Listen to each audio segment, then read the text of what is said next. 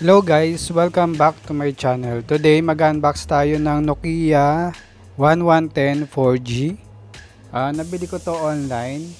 Nokia official store sa online pero galing siya ng Hong Kong.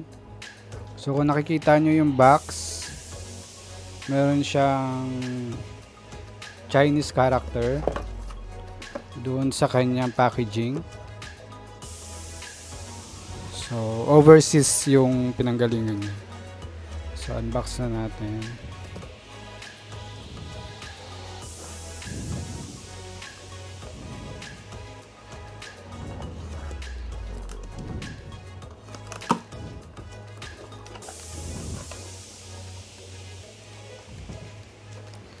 So, ito yung box niya. Okay, wala nang laman. So, hindi ko maintindihan yung mga nakasulat kasi nga Chinese. So, galing siyang Hong Kong.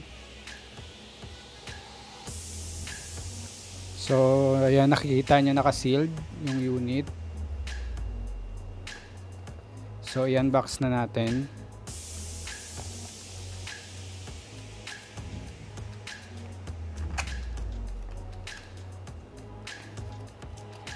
Okay, upon opening, makikita natin yung unit.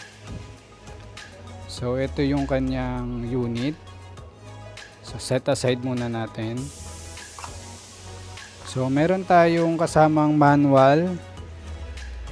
So, lahat ng nakasulat dyan sa manual, puro Chinese. Yan. Okay, ulitin ko lang ha. Chinat ko yung seller. Legit daw na Nokia store sila. Nokia's official store from Hong Kong.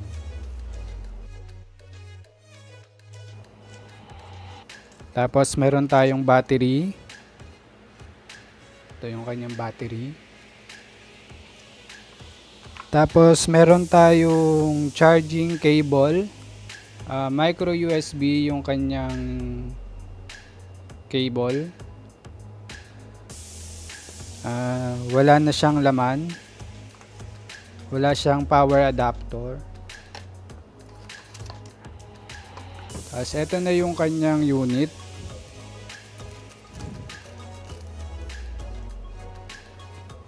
Ayan. Yung color na binili ko, purple. So makikita nyo yung logo ng Nokia dun sa likuran. Tapos sa ilalim nandun yung kanyang charging port. Tapos sa side, ayan yung kanyang design.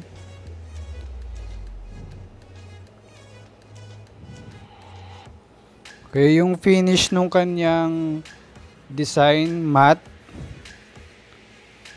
May in-unbox na rin akong Nokia dati na ganito yung kanyang finish. Okay, yung kanyang screen is 1.8 inches. Tapos yung kanyang battery capacity is 1450 mAh.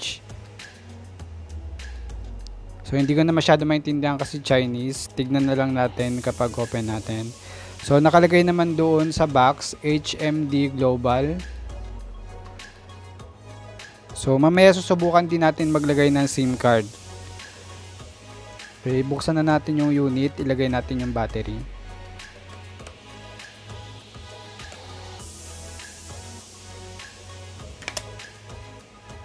So ito yung kanyang keypad. Ang ganda ng kanyang keypad. Okay, upon opening, makikita mo dyan meron tayong dual SIM. SIM 1 and SIM 2. So maliit lang yung SIM card niya, nano SIM na. Okay, SIM 1 dito sa taas, tapos SIM 2 doon sa baba. Tapos meron tayong micro SD card slot doon sa taas. Ayan, since 4G naman yung kanyang unit, so subukan natin ilagay yung dito SIM. Wala rin kasi akong ibang extrang SIM card. So, ito lang yung meron akong extra. So, ilagay natin dito. Nano SIM na siya. Maliit lang yung kanyang SIM card. Lagay natin sa SIM 1.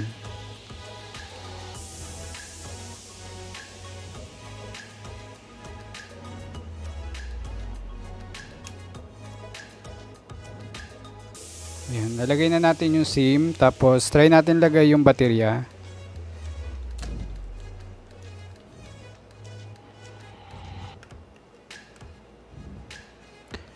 Tapos i-on natin yung unit.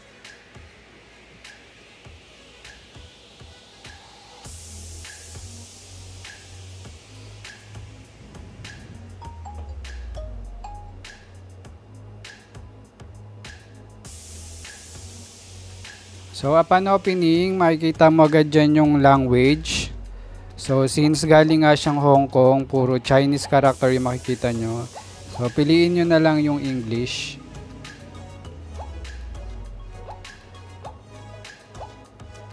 Ayan. Tapos ayan.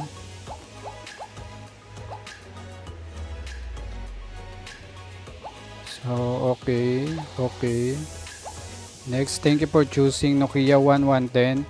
Ayan yung warranty niya, lumabas agad. So it means na original Nokia yung nabili natin. So continue lang natin. So ayan yung kanyang warranty. Maliit lang yung kanyang screen, 1.8 inches lang. So continue lang, continue.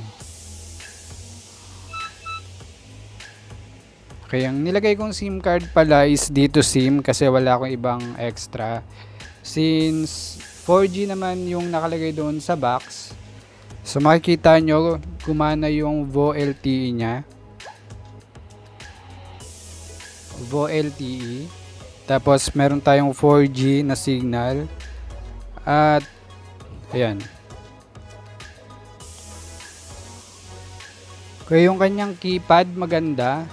So umiilaw yan. Hindi ko lang masyadong mapakita. Ayan, umiilaw siya.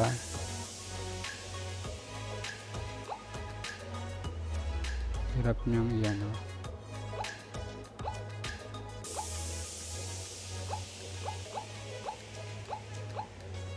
And ayan, tignan natin yung menu. So syempre meron tayong call logs, contacts, gallery, camera, messages, Himalaya, Snake, radio, Migo Music, videos, settings, Alipay, alarm, music, files, internet, and extras. So gusto ko i-testing yung radio niya. Wala nga pala siya kasamang headset.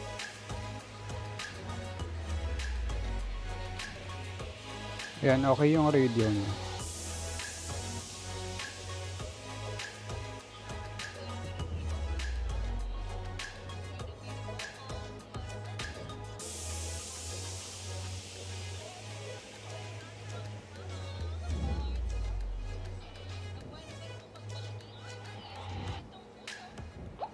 Subukan natin mag-write ng message kasi baka Chinese siya.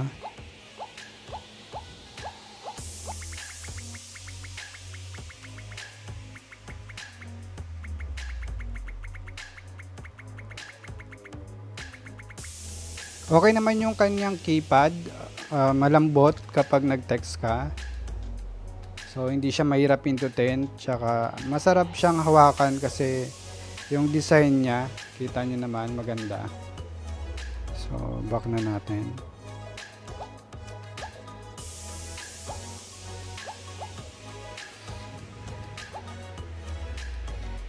So ayan, balik na natin yung takip.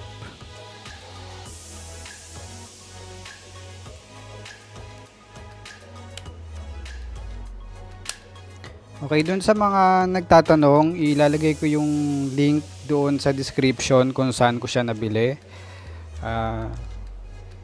Nung nilagay ko na yung baterya, bumigat yung unit. Tapos yung kanyang flashlight nandito sa taas. Tapos yung kanyang 3.5mm jack para sa headset nandito din sa taas. Tapos ito yung kanyang gilid. Tapos ito yung kanyang charging port. Tapos ito yung kanyang Nokia logo. At ito yung kanyang camera.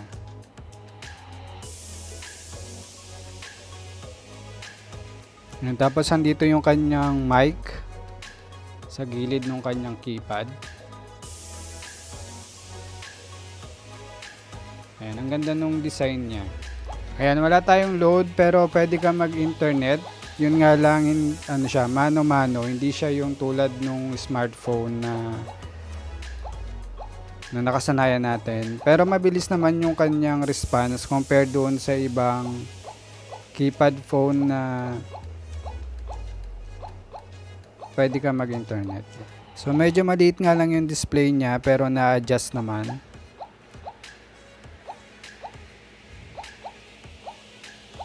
So pwede natin i-large. Ayan. So lumalaki naman yung kanyang display. So since kulay black yung background niya tapos kulay white yung sulat, kitang-kita naman siya.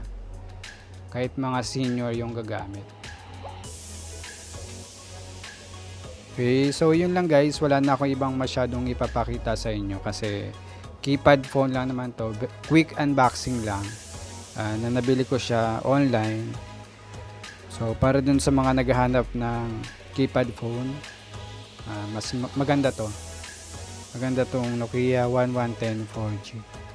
Wala to sa Philippines, walang ganitong lumabas sa Philippines. So galing pa to ng Hong Kong. Hong Kong na official Nokia store. Nokia official store from Hong Kong. So, ano pa siya? Nakuha ko pa siya overseas. Okay, dun sa mga nagtatanong din, yung price nito online is 2,390 pesos. Ayan, official Nokia store from Hong Kong. Sa Hong Kong siya galing. So, yun lang guys. Sana nagkaroon kayo ng idea about sa Nokia 1110 4G. And kita-kita ulit tayo sa susunod nating unboxing. Yan, ang ganda ng unit. So yun lang guys, bye. Hindi ko na siya masyadong dinemo kasi keypad phone lang naman. Okay, see you again next time, bye.